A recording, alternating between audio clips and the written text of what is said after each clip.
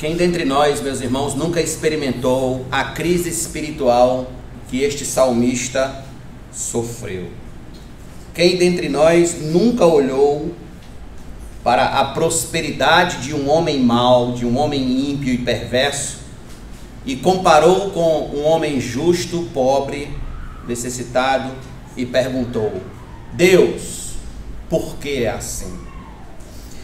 Então, no Salmo de número 73, você pode ver lá na epígrafe aí já de começo, o problema da prosperidade dos maus.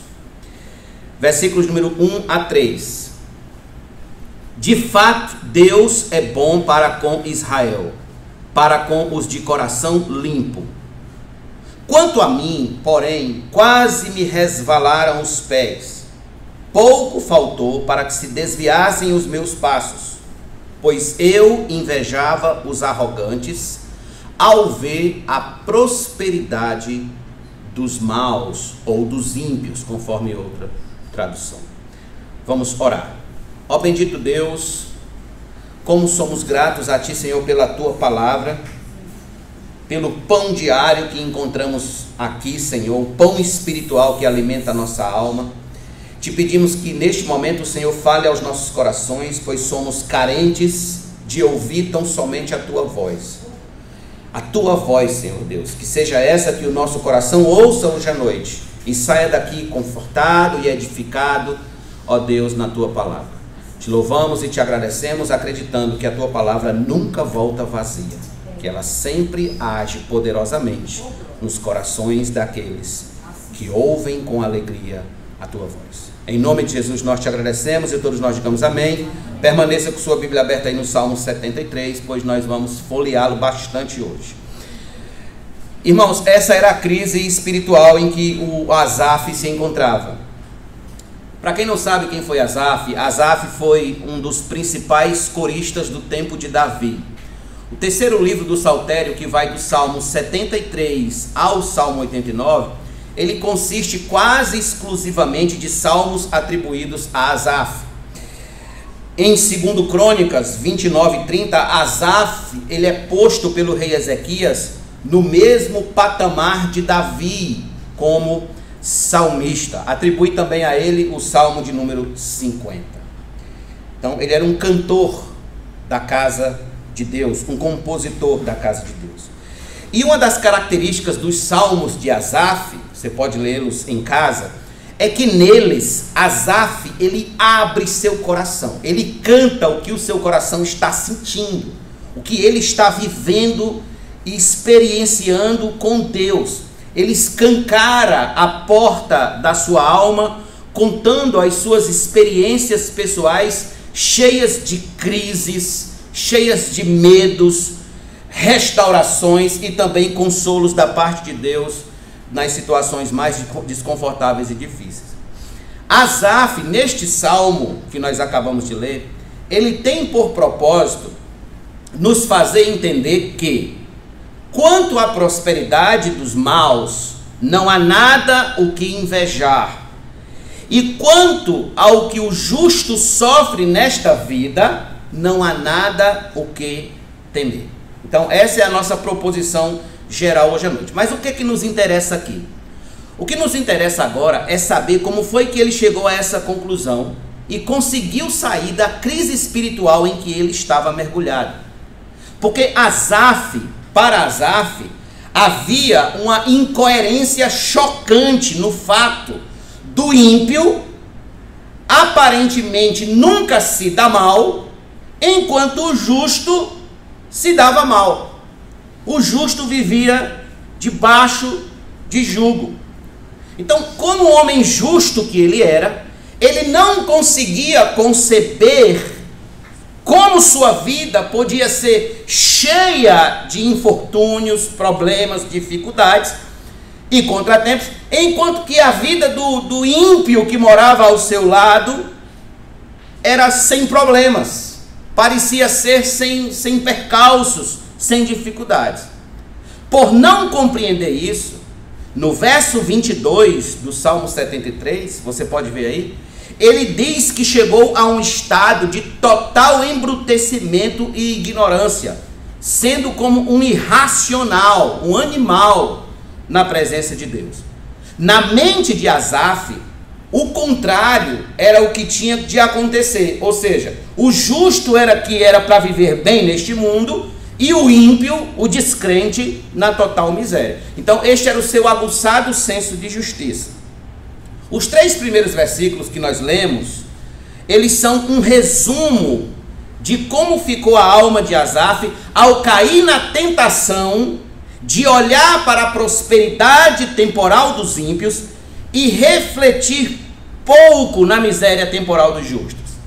Em outras palavras, irmãos, houve um instante em que Asaf ele foi tentado a olhar para os arrogantes com sua pujante prosperidade e ao olhar para eles, seu coração invejou ardentemente tudo aquilo que eles tinham e o que os olhos dele enxergavam. Ou seja, ao olhar para a prosperidade dos ímpios, para a prosperidade dos homens maus, na cabeça de Asaf, a bondade de Deus naquele momento ficou totalmente ofuscada. E ele então entra num processo de ingratidão ao Senhor, como também se coloca numa situação altamente perigosa espiritualmente. Ele é honesto em dizer de si mesmo: quanto a mim, veja no versículo 2, porém quase me resvalaram os pés e se desviaram os meus passos. Estive andando à beira de um precipício. Era como se ele estivesse dizendo isso. Por um triz eu não fui ao fracasso total. E ele continua mostrando como chegou aonde chegou. Aí ele diz, versículo 3: pois eu invejava os arrogantes ao ver, ao colocar os olhos, ao atentar para a prosperidade dos maus. Aqui, neste ponto, surge a pergunta: o que, pastor, que Asaf viu como prosperidade dos arrogantes e dos perversos, ao ponto de invejar ardentemente a situação deles? O que ele viu? Ele viu isso aqui, ó. Veja do verso 4. Para eles não há preocupações, o seu corpo é forte e sadio, não partilham das canseiras dos mortais, nem são afligidos como os outros. Por isso a soberba os cinge como um colar e a violência os envolve como um manto. Os olhos saltam-lhes de tanta gordura, do coração deles brotam fantasias, zombam e falam com maldade, falam da opressão com arrogância, abrem a boca para falar contra os céus e a língua deles percorre a terra. Por isso o seu povo se volta para eles e os tem por fonte, da qual bebe com avidez. Eles dizem: como Deus ficará sabendo? Por acaso o Altíssimo tem algum conhecimento? Eis que estes são os ímpios, os maus, e sempre tranquilos aumentam as suas riquezas. Bem, essa é a descrição da prosperidade dos ímpios e dos perversos, que Asaf chegou a ter inveja. O problema não era sofrer como justo. Ele sabia que a vida não era fácil. Ele sabia que doenças, mortes, problemas na família, isso faz parte da vida. O que perturbava Asaf? O que perturbava Asaf era o fato dele não ver esses sofrimentos na vida dos ímpios. Como ele diz aqui no final do versículo de número 12: eis que esses são os ímpios e sempre tranquilos aumentam as suas riquezas. Esse era o problema dele. Ele olhava para a vida do justo, via problema. Ele olhava para a vida do ímpio: oxe, mas o ímpio não sofre nada, como que pode um negócio desse? Então, ele não consegue, Asaf chegou a um nível tal que ele não consegue olhar para Deus, meditar em Deus, crer em Deus com tanta paixão, com tanta veemência como ele já fez um dia na sua vida. É por isso, meus irmãos, que a vida cristã ela é feita de etapas. Ela é feita de etapas. Existe aquela primeira etapa onde você é novo convertido, onde tudo é muito maravilhoso, tudo é muito novidade, você está muito empolgado, você se empolga com tudo. E à medida que você vai caminhando, você vai vendo que o cristianismo ele é de uma realidade dura, de uma realidade difícil, de uma realidade complicada. E aí você então vai passando para uma outra fase. E nessa outra fase é onde o seu cristianismo de fato passa a ser provado por Deus. É onde você sai daquele momento infantil da fé e você vai entrando, começa a conhecer a realidade da vida cristã. Muito bem. Então, a prosperidade dos ímpios no conceito de Asaf, ela desmerece, olha a coisa, a providência, a bondade e a graça de Deus como confiável para quem lhe serve piedosamente. Asaf entra num calabouço espiritual porque ele não consegue discernir tudo aquilo que ele está vendo a partir da ótica de Deus. Ele quer entender os planos espirituais por meio de olhares carnais, por meio de uma visão carnal. Isso se tornou tão vergonhoso para Asaf que ele sequer tinha coragem de comentar com alguém sobre as suas murmurações. Veja o que ele diz no versículos número 15 e 16. Ele não conseguia entender porque que os ímpios prosperavam, mas o seu coração estava tão amargo quanto a isso que ele tinha até vergonha de conversar sobre isso com as pessoas. Verso 15.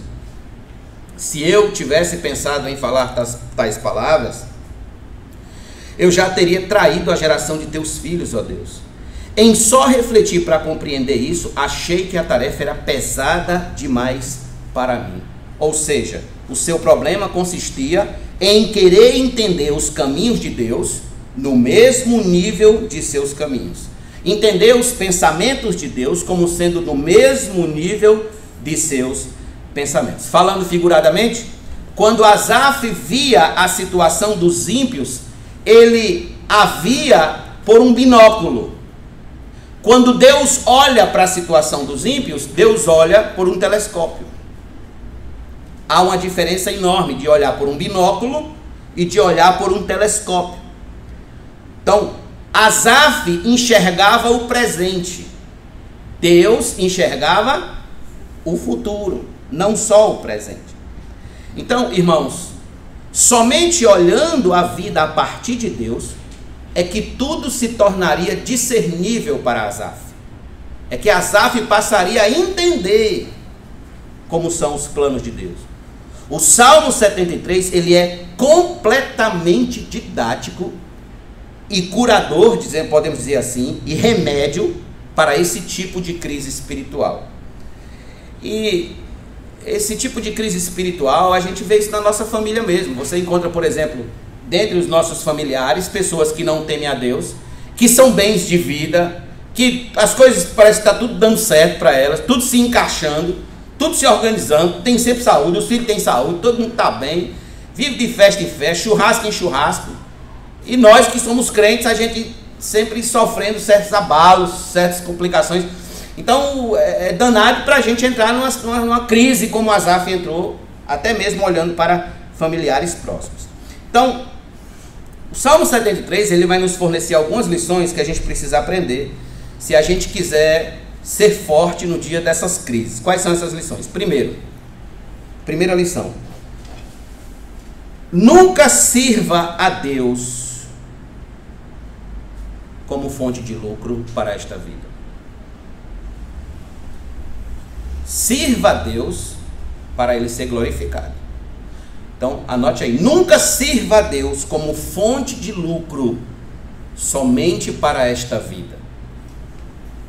Porque o efeito nocivo da tentação de olhar para a prosperidade dos ímpios levou Asaf a pensar que se não há resultados imediatos, frutos de bens para esta vida agora, toda e qualquer expressão de piedade para com Deus é inútil. Veja o que ele diz comigo no verso número 13, 14, depois 21 e 22. Verso 13 e 14. Olha o que ele chegou a pensar. Com certeza foi inútil conservar puro o meu coração e lavar as minhas mãos na inocência, pois o dia inteiro sou afligido e cada manhã sou castigado. Verso 21. Quando o meu coração estava cheio de amargura e o meu íntimo se comoveu, eu estava embrutecido e sem entendimento. Era como um animal diante de ti. Bem, o que está por trás dessas declarações do salmista é a seguinte questão: que vantagem alguém leva em servir a Deus? Que lucro existe numa vida piedosa se os ímpios vivem melhor do que nós? São estes questionamentos que estão como borboletas voando sobre a cabeça de Asaf. E calcado nesse pensamento pagão, ele chegou ao ponto de pensar que conservar puro o coração e lavar as mãos na inocência é tudo inútil. Ser um homem santo, ser um homem piedoso é inútil, é sem efeito. O seu coração, irmão, chegou ao extremo de completa amargura contra Deus. E no seu íntimo, uma revolta tomava de conta dele, ao ponto dele não mais agir racionalmente. Ele passou a agir feito um animal. É o que diz aí o verso 22. Seu coração foi envenenado por sentimentos sujos, malignos contra Deus. Sentimentos esses de revolta e amargura de coração, que se nós não tivermos cuidado, também seremos tomados quando nutrirmos uma expectativa errada do que significa viver piedosamente no temor do Senhor. Qual é essa expectativa errada? Esta pseudo-expectativa, irmãos, ela é alimentada justamente pela velha estratégia do diabo de nos fazer crer e entender que a vida cristã é um mar de rosa. Que a vida com Deus é um mar de rosa onde você pode mergulhar de cabeça e você não vai encontrar nenhum espinho. Isso é um velho engano de Satanás, porque a história de Asaf nos diz aqui claramente que é suicídio espiritual achar que servir a Deus é sinônimo de vida fácil. Que servir a Deus é sinônimo de vida sem problemas, sem percalços, sem contratempos, sem cruz, porque esta não é a proposta da Bíblia em todo o seu escopo. Nós já falamos isso aqui, mas vale a pena ressaltar, porque amanhã nós corremos o risco de esquecer o que já foi dito. Então isso fica muito claro quando a gente nota como viveram os santos do passado. Olhe para a vida dos santos do passado. Procure conforto, luxo na vida deles. Procure uma vida de glória nessa terra. Por exemplo, Noé, um homem piedoso, um homem santo da sua época. Deus olhou para a terra e viu apenas Noé como um homem que temia a ele. Pregou por 120 anos e não obteve resultado algum por parte de seus ouvintes. Noé não tinha como fonte de lucro pregar a palavra, enriquecer pregando a palavra, ganhar dinheiro, muito dinheiro, malas de dinheiro pregando a palavra, muito pelo contrário. Sabe o que foi que ficou escrito a respeito de Noé? Hebreus 11:7. Pela fé, Noé, divinamente instruído acerca de acontecimentos que ainda não se viam e sendo temente a Deus, aparelhou uma arca para a salvação de sua casa, pela qual condenou o mundo e se tornou herdeiro da justiça que vem pela fé. Foi isso. Essa foi a sua herança. Não ganhou nada nesta terra, ganhou na eternidade. Ele poderia ter considerado tudo aquilo como inútil, mas ele obedeceu a Deus até o fim. Vocês lembram de Jó? Lembram de Jó, reto, temente a Deus, que se desviava do mal? No caso dele, vocês lembram bem, o efeito foi o contrário. Jó era muito rico e perdeu tudo. Tudo, que tinha inclusive os filhos, só ficou uma mulher e ainda louca. O seu lucro imediato foi a perda de tudo. Entretanto, mesmo Jó estando no ápice de sua tribulação, Jó disse o seguinte, Jó 13:15: ainda que ele me mate, nele esperarei, contudo os meus caminhos defenderei diante dele.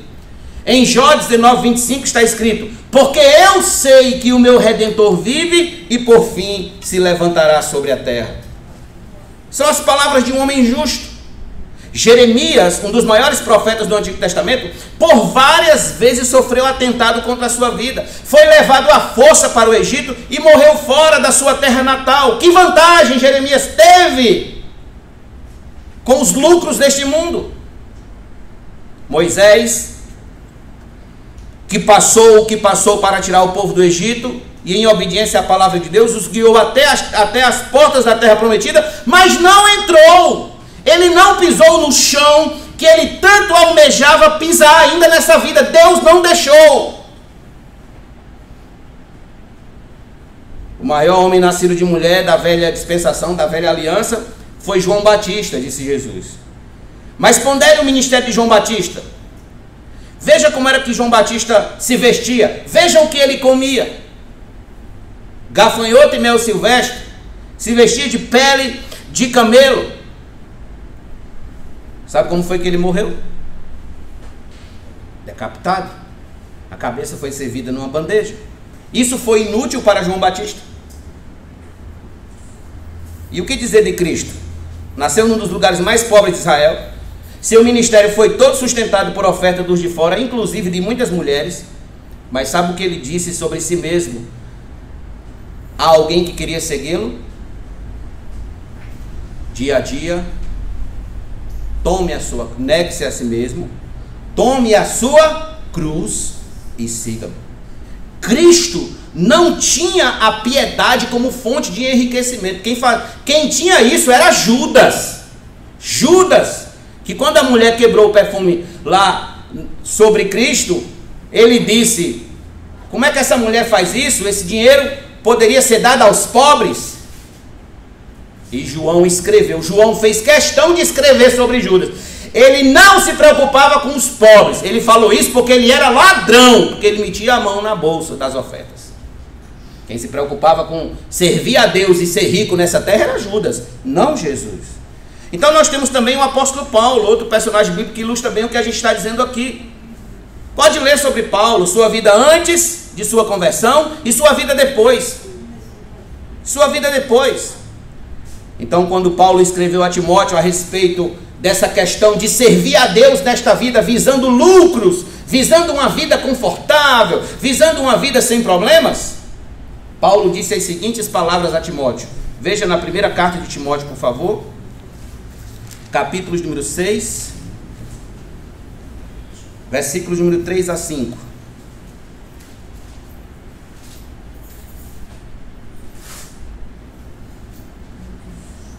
Primeira Timóteo 6, verso de número 3 a 5.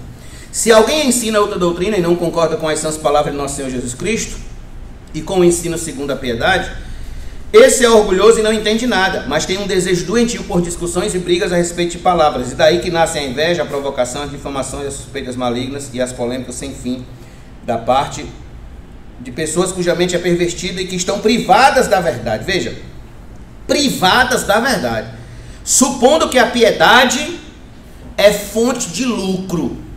É isso que essas pessoas percebem. Ele diz, de fato, grande fonte de lucro é a piedade, com o contentamento. Então perceba, Paulo deixa claro que os homens que fazem da piedade fonte de lucro são homens cuja mente é pervertida e privados da verdade. Eles não chegam à verdade. Paulo está dizendo a Timóteo exatamente o oposto do que Asaf disse em seu salmo. Timóteo, nós não somos piedosos, nós não servimos a Deus para ficar ricos e prósperos financeiramente. Ministério não é para isso, meu filho. É como se Paulo estivesse dizendo isso. Então, quando a gente olha para Asaf, a gente percebe que Asaf, por um instante na sua vida, ele perdeu o foco. Ele perdeu o alvo do porquê ele devia viver piedosamente. E muitos de nós também já o perdemos, se é que tivemos algum dia. Nós lidamos com Deus, nós somos de uma geração, irmãos, que lida com Deus na base da barganha. Se Deus me der, eu faço. Se Deus me der, eu vou. Se Deus fizer isso por mim, eu faço aquilo por Ele. E nós vivemos nessa espécie de câmbio espiritual o tempo todo. Ler a Bíblia, orar, jejuar, cultuar, participar das programações da igreja, precisa se traduzir em bem-estar material, em bem-estar físico, em mansões de praia, de serra, em carro do ano trocado todo ano, em concurso público garantido, em saúde perfeita, enfim, em bênçãos para este mundo, em bênçãos materiais. Enquanto eu estou cumprindo tudo certinho na minha agenda religiosa, Deus está sendo injusto comigo, me deixando no vermelho e na pindaíba. É assim, essa é a mentalidade de Asaf. E essa é a expectativa errada que muitos de nós têm da fé cristã e da fé bíblica. Este é o nosso elevado conceito de intimidade com Deus na geração presente. Pura barganha, pura barganha. John Owen, o puritano, Ele dizia: na maioria das vezes vivemos baseados em sucessos, não em promessas. Se não virmos e sentirmos o cheiro de vitórias, não cremos. Então tem gente que para servir a Deus tem que estar o tempo todo: vitória, vitória, vitória, vitória, sabor de mel, vitória, vitória. Tem que ter sabor de mel, porque se não tiver, não quer. Vocês lembram do caso de Simão o Mágico, lá em Samaria? Lembra de caso de Simão o Mágico? Já leram Atos capítulo 8? Está escrito lá que aquele homem, ele era um homem poderoso em Samaria. Ele fazia mágicas e ele deixava as pessoas admiradas. Então, ele era um homem que tinha muita fama, muito poder. Era conhecido como o grande poder. Então, Filipe foi para lá e começou a pregar o evangelho. Muitas pessoas se converteram, foram batizadas nas águas. E ele achou tudo aquilo muito maravilhoso. E Filipe... Jesus, pelas mãos de Filipe, operava milagres ali. Ele achou tudo aquilo muito maravilhoso. Então ele também decide entrar para a fé cristã. Então ele entra, ele é batizado. E de repente Pedro e outro apóstolo vão visitar lá Samaria para ver como é que as coisas estão, devido às notícias que recebe. E quando chega, ficam maravilhados com conversões, etc. Então Simão o Mágico olha para Pedro e diz assim: quanto vocês querem para me dar esse dom do que vocês fazem, de operar milagres e das pessoas serem batizadas no Espírito Santo e a igreja crescer? Quanto vocês querem por esse dom? Sabe o que foi que Pedro respondeu a ele? Isso aqui, ó. Abra em Atos capítulo 8.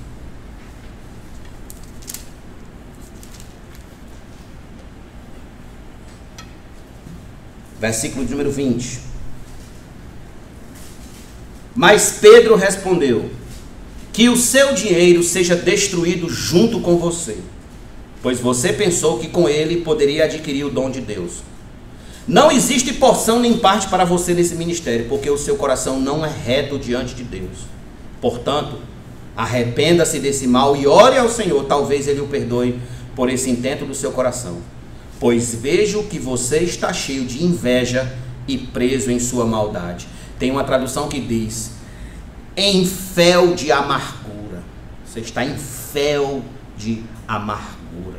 Simão acreditava piamente que viver com Deus era obter lucros, dividendos como honras, glória humana, prestígio social, dinheiro. Todavia, Pedro, ele é muito preciso em dizer que ele só pensava daquela forma porque o seu coração estava em fel de amargura e laço de iniquidade.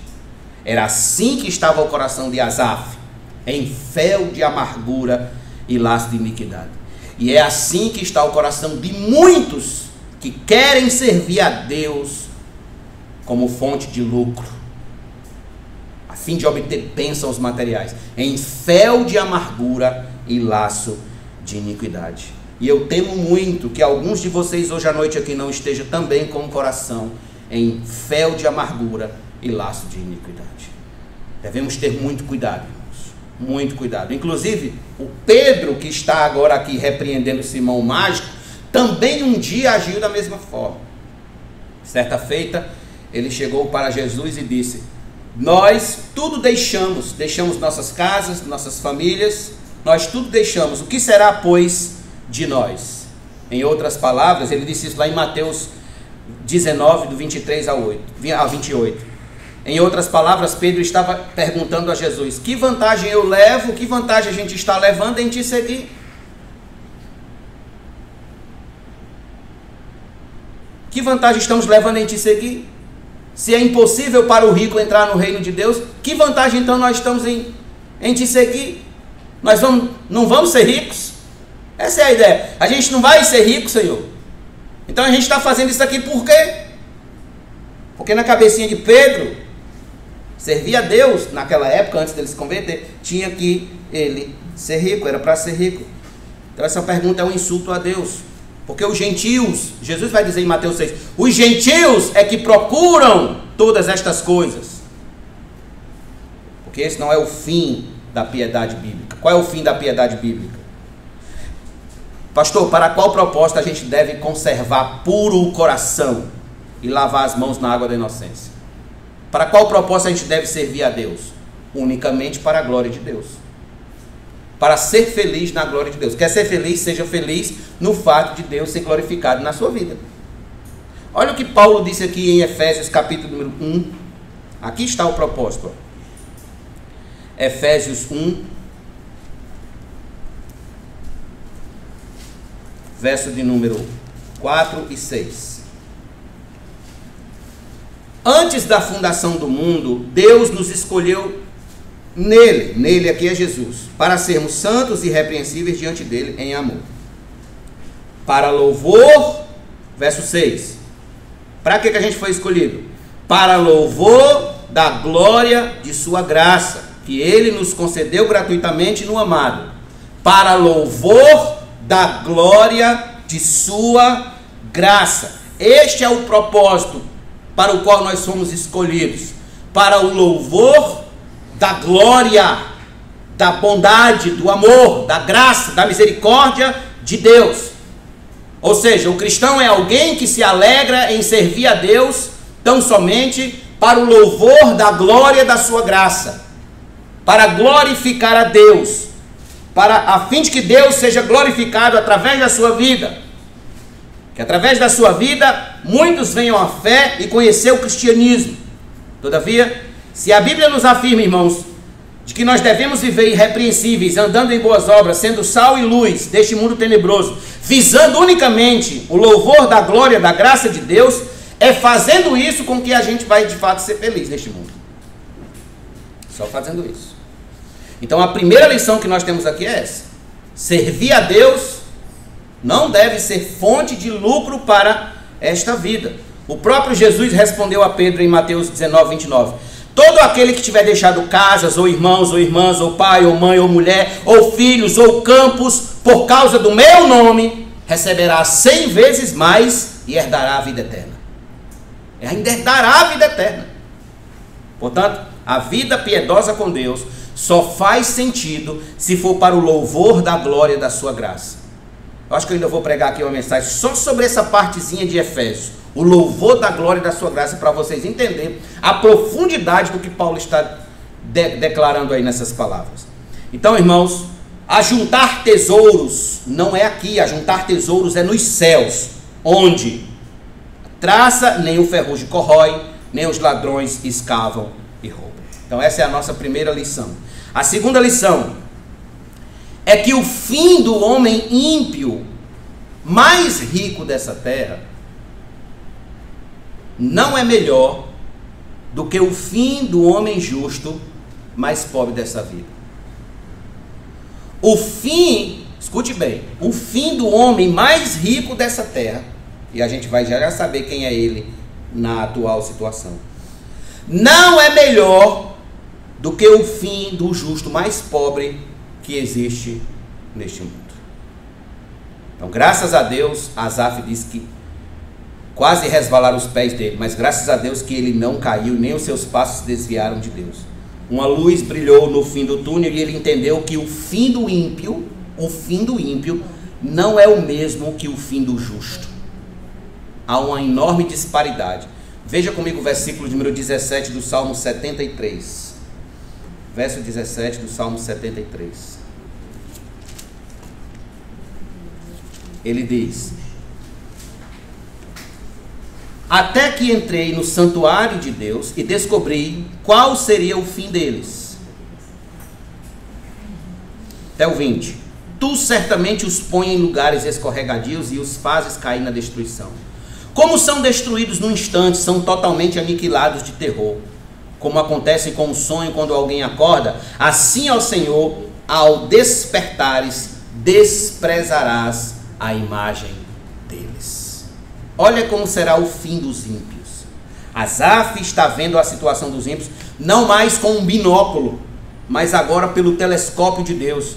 Ele entrou no santuário, ele entrou no lugar onde ele tem a presença de Deus, ele entrou no lugar onde ele pode contemplar a presença de Deus e a vida a partir da presença de Deus. É isso que o versículo 17 diz, que ele entrou no santuário de Deus E ali ele começou a meditar e ele atentou para o fim dos ímpios. Antes disso ele estava como um animal, ignorante, achando que servir a Deus era inútil, não havia nenhuma vantagem. O ímpio era um referencial de alegria, era um referencial de felicidade, enquanto o justo era de contínuo afligido e castigado. Aí ele diz: até que, num belo dia, entrei no santuário e atentei para o fim dos ímpios. Ele entrou na presença de Deus, ele foi conversar com Deus, ele falando com Deus, ele começou a pensar no fim dos ímpios. E como será o fim dos ímpios? Ele passa a considerar o fim deles e ele percebe, irmãos, uma série de coisas que o ímpio mais próspero desta vida não sabe que lhe aguarda. Não sabe.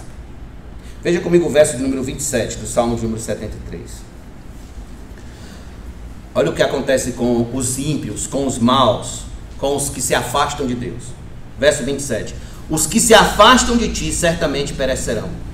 Tu destróis todos os que são infiéis para contigo. Observe, uma das características do ímpio é essa.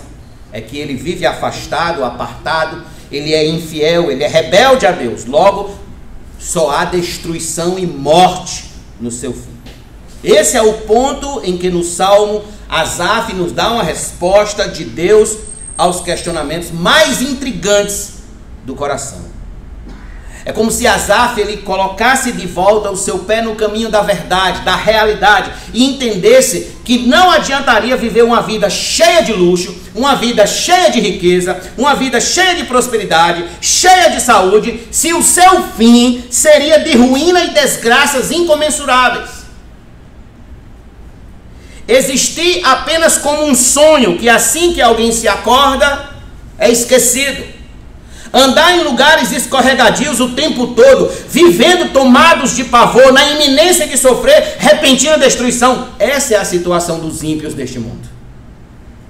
Sua felicidade e alegria, a grandeza e soberba, o luxo e fartura, terminam em nada, em nada, em nada. Segundo a Bíblia Sagrada, o fim do ímpio não é o mesmo que o fim dos justos. Não é o mesmo. O que a Bíblia fala do fim do ímpio? O que a Bíblia diz? Vamos ler apenas 2 versículos. Abra a sua Bíblia em Jó 36, versículo 13. Jó 36, versículo 13.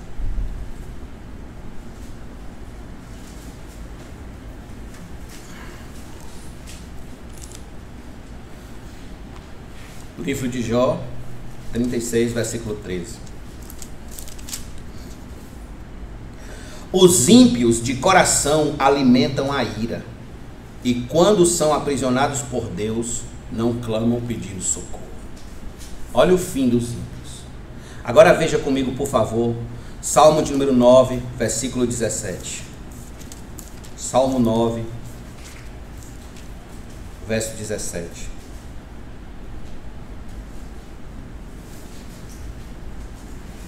No inferno serão lançados todos os perversos, todas as nações que se esquecem de Deus.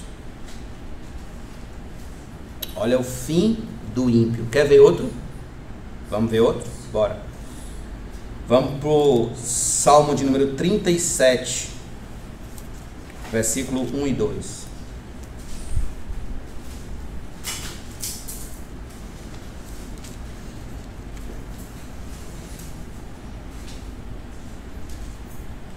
Não te irrite por causa dos malfeitores, nem tenha inveja dos que praticam a iniquidade. Era isso que Asaf estava tendo, lembra? Eles tinham a inveja. Verso 2: pois em breve eles secarão como a relva e murcharão como a erva verde. Quer ver outro?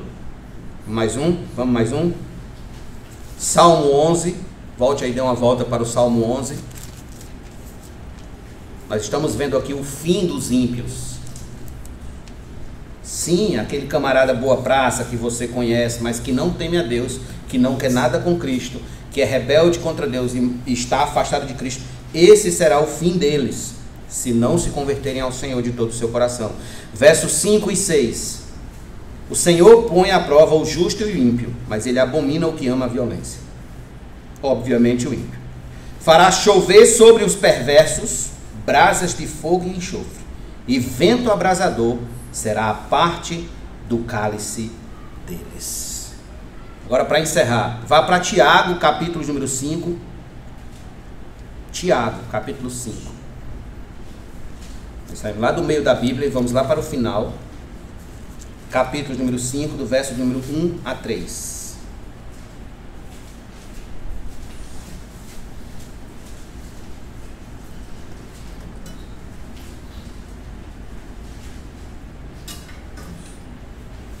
Escutem agora, ricos, chorem e lamentem por causa das desgraças que virão sobre vocês. As suas riquezas apodreceram e as suas roupas foram comidas pelas traças. O seu ouro e a sua prata estão enferrujados, e essa ferrugem será testemunha contra vocês, e há de devorar como fogo o corpo de vocês. Nestes tempos do fim, vocês ajuntaram tesouros. Essa palavra rico aqui que Tiago usa no grego, ela é plousioi. Ela é a mesma usada por Jesus quando ele diz em Lucas 6, 24: mas ai de vós os ricos, porque tendes a vossa consolação. Essa riqueza aqui é a ideia de uma riqueza suja, uma ideia de uma riqueza fora da vontade de Deus. O rico aqui, a ideia é daquele homem que vive sem prestar contas a ninguém. Aquele tipo de gente que desafia todo mundo, que se acha Deus, que se acha o Todo-Poderoso. Pois o texto está dizendo aqui: acabará em nada. É errado ser rico, pastor? Não, não é errado ser rico. É errado ser um rico ímpio. É errado ser um rico apartado de Deus. É errado ser um rico fora da vontade de Deus. Aí é errado. Como é que o Senhor me prova isso? Simples. Abra sua Bíblia comigo em Lucas 16. Lucas 16.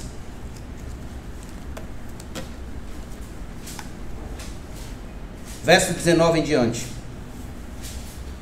Ora, havia certo homem rico que se vestia de púrpura e de linho finíssimo, e que se alegrava todos os dias com grande ostentação. Havia também certo mendigo chamado Lázaro, coberto de feridas, que ficava deitado à porta da casa do rico. Este desejava alimentar-se das migalhas que caíam da mesa do rico, e até os cães vinham lamber-lhes as feridas. E aconteceu que o mendigo morreu e foi levado pelos anjos para junto de Abraão. Eu acredito que seja isso, irmãos. Quando a gente morrer, os anjos vêm nos buscar e levar para Abraão. E Lázaro junto dele. Então, gritando, disse, versículo 23. Final do verso 2. Morreu também o rico e foi sepultado. No inferno, estando em tormentos, o rico levantou os olhos e viu ao longe Abraão e Lázaro junto dele. Então, gritando, disse: Pai Abraão, tenha misericórdia de mim e mande que Lázaro molhe a ponta do dedo em água e me refresque a língua, porque estou atormentado neste fogo. Mas Abraão disse: Filho, lembre-se de que você, durante a sua vida, enquanto Lázaro só teve males, recebeu os bens durante a sua vida, enquanto Lázaro só teve males. Agora, porém, ele está consolado aqui, enquanto você está em tormentos. Lázaro só tinha uma coisa a favor dele. O quê? O nome. Porque o nome Lázaro significa Deus é o meu socorro. Já o rico tinha tudo, toda a consolação possível. Tinha tudo em seu favor. A pergunta que surge é: e na outra vida, o que o rico tinha como seu consolo? Nada. Na outra vida, nada. O que ele tinha de bens para a eternidade? Nada. Absolutamente nada. E a pergunta que eu faço é: e você que está aqui me ouvindo hoje? O que é que você tem de consolo na eternidade? Quem será seu consolo na eternidade? Será que há algum consolo preparado para você nos céus? Ou será que há somente tormentos eternos que lhe aguardam? Como você terminará a vida nessa terra? Como um ímpio ou como alguém que viveu todo o tempo para Deus? Você será um Lázaro no céu ou você será um rico no inferno? Thomas Brooks disse que há pessoas que são como crianças. Brincam até a vela apagar-se e depois vão para a cama no escuro. Muita gente é assim, passam a vida toda brincando com Deus, aí a vela apaga, vão para a eternidade no escuro. Como é que a gente vai para a eternidade? Na luz de Cristo ou no escuro? Agora tem um detalhe que eu quero refletir com vocês. Irmãos, se ser rico aqui na terra e no final ir para o inferno é ruim, ser pobre aqui na terra e no final ir para o inferno é pior. Não é não? Porque o rico, pelo menos, teve a consolação dele aqui, né? O fim do ímpio pobre, do homem ímpio pobre, ele não vai passar de uma continuidade, mas no sentido de, se ele já vive descendo a ladeira, ele vai descer mais fundo ainda. Vai ser pior. Se a vida já é ruim aqui, lá vai ser infinitamente pior. Por isso que Jesus diz, olha, vocês precisam ser ricos para com Deus. Serem ricos de Deus. Vocês podem até não ter dinheiro, vocês podem até não ter a verba, mas vocês precisam ter prosperidade em Deus, ser prósperos em Deus. Esse é o tipo de riqueza que jamais será tirada da vida de um homem e de uma mulher. Deus jamais será tirado de nós. Quem vai nos arrancar Deus? Ninguém. Isso é que nós precisamos botar em nossa cabeça. Foi isso que Asaf compreendeu, foi isso que ele discerniu, que o seu fim, mesmo passando por uma vida de dificuldades ainda aqui, o seu fim seria muito mais glorioso do que o fim daquele que viveu esplendidamente, regaladamente nesse mundo, mas que no final foi para o inferno. Viver com Deus é gozar de um fim privilegiado. Guarde isso. Viver com Deus é você gozar de um final privilegiado. Que poucos desfrutarão, porque poucos entrarão pela porta estreita. Em terceiro e último lugar, terceira e última lição. É que não apenas o fim do cristão é privilegiado, mas o seu hoje também. A terceira lição. O fim do cristão, não apenas o fim da vida cristã é privilegiado, mas o hoje, o agora, o dia presente também. Aliás, podemos dizer que o presente do cristão, o dia presente do cristão mais pobre dessa terra, ele é muito mais especial do que o dia presente do homem mais rico dessa terra. Como assim, pastor? Preste atenção. Asaf, ele resolveu a metade do problema aqui. Ele tinha um problema. Os ímpios vivem bem, os justos vivem mal. Então ele olhou para o fim do justo e viu que o justo estaria bem no final. Olhou para o fim dos ímpios e viu que os ímpios estariam muito mal no final. Então isso aqui ele resolveu a metade do problema, mas falta ainda a outra metade. Qual é a outra metade? E até que chegue esse final, como é que o justo deve viver? Como é que o crente deve viver? Como é que ele vai viver de uma forma que ele não inveje mais a riqueza dos justos? Simples. Valorizando o privilégio que é dado a poucos. Qual é esse privilégio? Viver com Deus. Viver com Deus.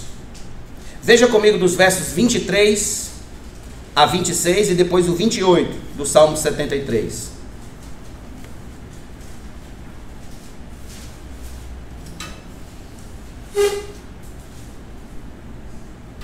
No entanto, estou sempre contigo. Tu me seguras pela minha mão direita. Tu me guias com o teu coração.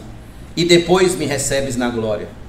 Quem tenho eu no céu além de ti? E quem poderia eu querer na terra além de ti? Verso 28. Quanto a mim, bom é estar perto de Deus. Faço do Senhor Deus o meu refúgio, para proclamar todas as suas obras. O que ele quer agora é viver em paz, em gratidão, louvor, adoração, por ter recebido do Senhor a maior propriedade que um homem pode ter na sua existência terrena: a presença de Deus consigo. Depois de tudo, ele não tinha mais nada a dizer, a não ser que for um tremendo tolo desejando a prosperidade dos ímpios, enquanto ele era possuidor da maior riqueza que se pode obter nesta terra. Seu dia a dia não tinha de ser triste, não tinha de ser um dia sorumbático, porque hoje, agora, Asaf já era possuidor de um tesouro de valor inestimável. Deus é o seu tesouro. Preste atenção que neste salmo, Asaf usa duas palavras, quanto a mim. Duas vezes ele vai usar esse termo, quanto a mim. Ele vai usar primeiro no versículo 2, quando ele diz, quanto a mim, quase me resvalaram os pés. E depois ele vai dizer no versículo número 28, já agora em tom de alívio e em tom de paz, quanto a mim, bom é estar perto de Deus. Isso aqui é alívio, é paz, é alegria, é júbilo no coração e não mais de amargura. Agora ele compreende o valor do tesouro que tem. Ele entendeu. Eu vou viver até o fim. Vai vir dificuldade, vai vir problema, vai vir luta, etc. Mas eu tenho o maior tesouro que um homem pode ter nessa vida. É Deus. Deus é o maior tesouro. E a única coisa que lhe cabia fazer pelo resto de seus dias era viver feliz, proclamando os grandes feitos e a bondade do Senhor. Irmãos, é isso que a gente está querendo dizer aqui. Que a vida do cristão, ela não só é mais elevada e superior que a vida do ímpio no que diz respeito ao seu final, mas também ela é infinitamente superior, melhor, especial, mais aprazível no presente, porque ele já tem o seu tesouro aqui. Deus, Cristo, Deus está aqui. Então eu pergunto, qual é o homem mais rico do homem atualmente? O homem mais rico do mundo atualmente chama-se Elon Musk. Elon Musk, bilionário. Bilionário o homem tem satélites, manda foguetes para o espaço. Enfim, o homem é bilionário. A pergunta que vem logo em seguida é: Elon Musk é crente? Elon Musk é nascido de novo? Elon Musk é regenerado pelo Espírito Santo? Não, porque ele não é crente. Então ouça, o crente fiel mais pobre da face da terra é mais rico do que ele, porque o crente fiel mais pobre da face da terra tem Deus na sua vida, tem o Senhor, e Ele é o maior tesouro na vida de um homem. Não se iluda, irmãos, não se iluda. Os maiores depressivos estão dentro dos carros importados. Não se iluda, os piores casamentos estão nas altas cortes sociais, estão morando nas coberturas das beira-mares da vida. As famílias mais destruídas vivem nas beira-mares da vida. O povo que tem mais pavor da morte vive dentro dos caríssimos carros blindados. O cotidiano do ímpio já é a antessala do inferno. O ímpio, ele vive um vazio existencial que ele tenta preencher com cocaína, com droga, com sexo, com bebida, com carros do ano, com casas na praia, etc. O vazio existencial da vida do ímpio é terrível. O seu bolso vive cheio, mas a sua alma vive vazia, está seca da salvação de Deus. Na alma do ímpio não tem amor, na alma do ímpio não tem graça, na alma do ímpio não tem misericórdia, não tem segurança. Ele tem medo de morrer, ele tem medo de perder o seu tesouro, ele tem medo de perder o seu dinheiro. Enquanto isso, na alma de um homem crente, por mais pobre e necessitado que ele seja, ele tem Cristo e ninguém poderá arrancar dele o tesouro do seu coração. Ninguém. Paulo vai dizer isso em Romanos capítulo 8. Vai dizer isso, que em Cristo Jesus nós somos mais que vencedores. Mais, meus irmãos, bem mais que vencedores. Há uma máxima popular que diz assim: o inferno é aqui mesmo. Já ouviu? Alguém sempre diz isso. Irmãos, não me custa nada dizer que o inferno do ímpio realmente começa aqui. Começa aqui, nesta vida. E ele vai se seguir a eternidade. Mas o céu do justo também começa aqui. O céu do justo começa quando ele encontra Cristo e vive para Cristo. O paraíso do ladrão da cruz não começou quando ele chegou lá. O paraíso do ladrão da cruz começou quando ele recebeu a garantia de que estaria com o Senhor no paraíso ainda naquele dia. O paraíso do cristão começa aqui. Se traduz no fato de todo dia pela manhã a gente poder acordar e dizer: muito obrigado, Senhor, por este dia. Muito obrigado pelo pão. Muito obrigado por perdoar os meus pecados.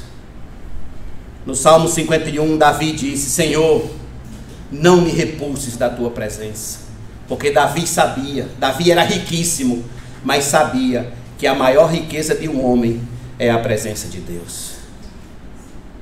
Asaf captou essa verdade. Asaf entendeu então: espera ainda, o justo ele não é beneficiado só no final, ele já é beneficiado agora também. Porque o justo tem um tesouro maior do que o tesouro que qualquer ímpio tem aí fora. O justo tem Deus na sua vida. Tem Deus. A Bíblia Sagrada diz que na presença de Deus há fartura de alegria, perdão, graça, paz, amor, paraíso. E o justo já pode desfrutar largamente dessas bênçãos ofertadas pelo Altíssimo. Já pode.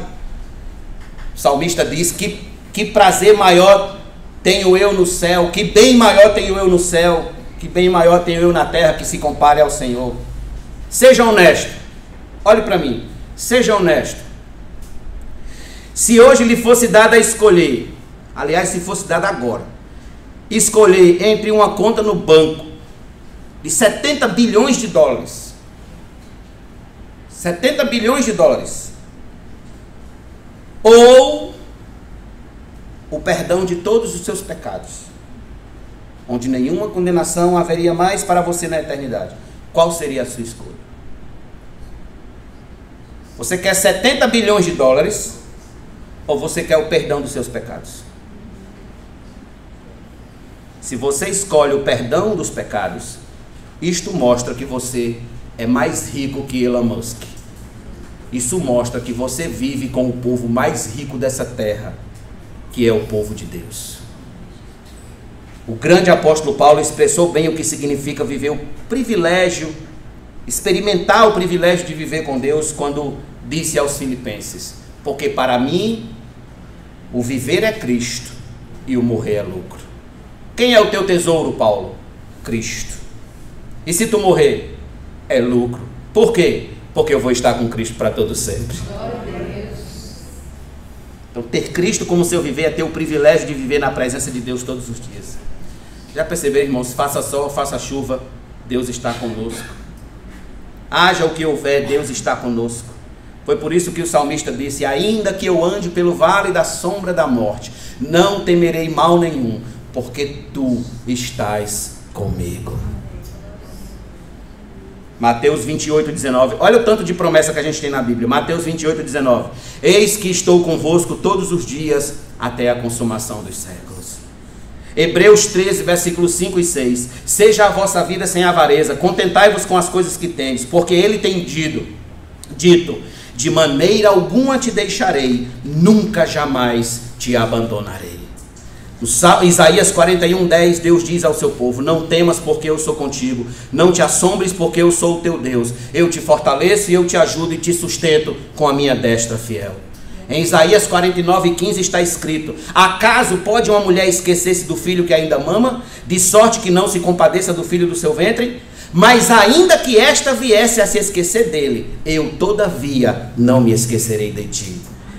Irmãos, que possamos nos apossar da nossa prosperidade celeste. Essa é a verdadeira teologia da prosperidade. A verdadeira teologia da prosperidade é a que prega que Deus é o nosso maior bem, que Deus é o nosso único e maior bem. Ainda que a gente não tenha nada nesta vida, se a gente tiver Deus, a gente tem absolutamente tudo. Nada mais nos falta. Que o Senhor seja a nossa herança, que o Senhor seja o nosso maior bem, pois nada há que se compare a Ele, nem nos céus e nem na terra. Que a gente possa cantar e orar o hino 485 do cantor cristão, que diz assim: as riquezas do mundo pouco valem para mim, pois Jesus, no teu reino, dá-me vida sem fim. E no livro da vida que conservas aí, certo estou que meu nome foi escrito por ti. Esse é o nosso maior bem. Pergunto, pode existir maior prosperidade do que ter o nome escrito no livro da vida? Saber que seu nome está lá escrito no livro da vida? Viver com Deus nesta vida é viver, como disse Paulo, como desconhecido e entretanto bem conhecidos. Como se estivéssemos morrendo e contudo, eis que vivemos. Como castigados, porém não mortos. Entristecidos, mas sempre alegres. Pobres, Paulo diz, mas enriquecendo a muito. Nada tendo, mas possuindo tudo. Assim é a vida do cristão. Vocês lembram de como é que termina o Salmo de número 23? Lembram? Vá lá para o Salmo de número 23 para a gente encerrar.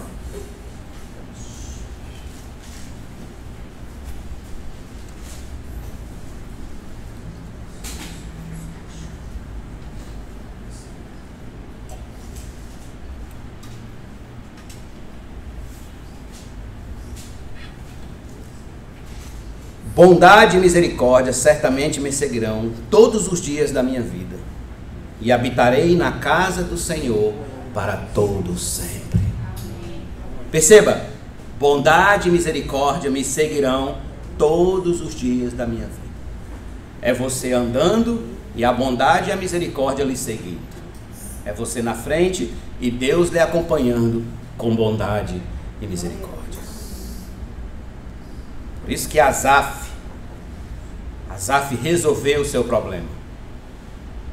Bom é estar contigo. Bom, Senhor, é te servir. Felicidade, prosperidade é estar contigo. Lembra o louvor que Moisés cantou aqui há pouco? Eu me rendo aos teus pés, pois tu és tudo que eu preciso.